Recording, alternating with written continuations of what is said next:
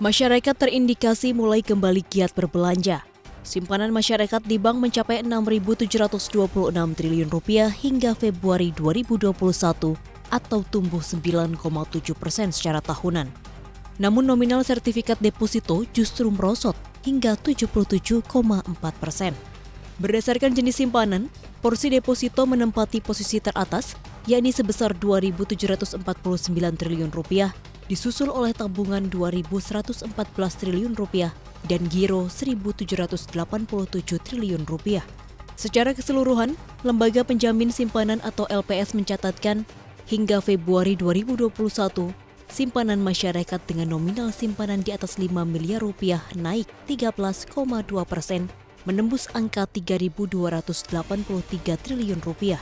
Sementara simpanan masyarakat di bawah Rp100 juta naik 5,9% secara tahunan.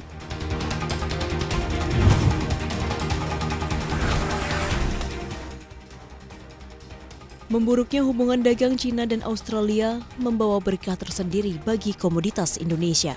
Harga batubara acuan April 2021 naik 2,6% dibandingkan bulan sebelumnya menjadi $86,6 AS per ton. Sejak awal 2021, harga batubara acuan HBA bangkit dari keterpurukannya. Sebab di 2020, HBA anjlok akibat pandemi COVID-19.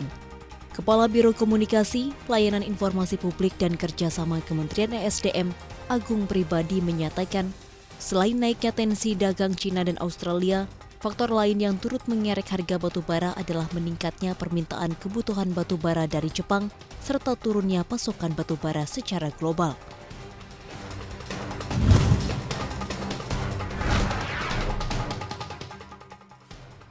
Akibat refocusing anggaran pemulihan ekonomi akibat pandemi corona, sejumlah proyek infrastruktur nasional di sektor udara dan laut Kementerian Perhubungan terpaksa ditunda pada tahun anggaran 2021. Salah satunya Direktorat Jenderal Perhubungan Laut Kemenhub yang melakukan refocusing anggaran 2021 dari Rp11,35 triliun menjadi Rp8,1 triliun. Sementara di Direktorat Jenderal Perhubungan Udara terjadi penghematan Rp3,4 triliun sehingga pagu anggaran tahun ini hanya Rp7,54 triliun.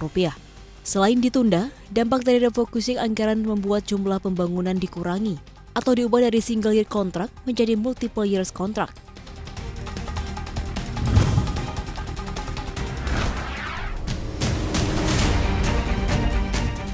Bank Sentral Jepang melakukan eksperimen kelayakan penerbitan uang digital.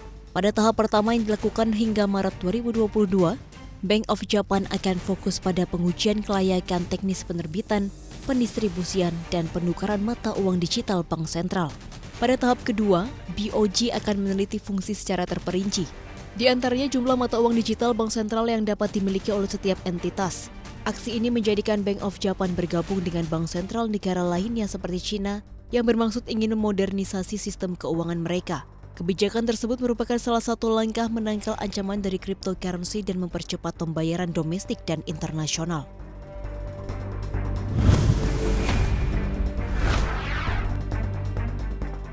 CEO raksasa teknologi Apple, Tim Cook, memberi sinyal bila perusahaannya sedang menggarap kendaraan otonom atau kendaraan tanpa supir.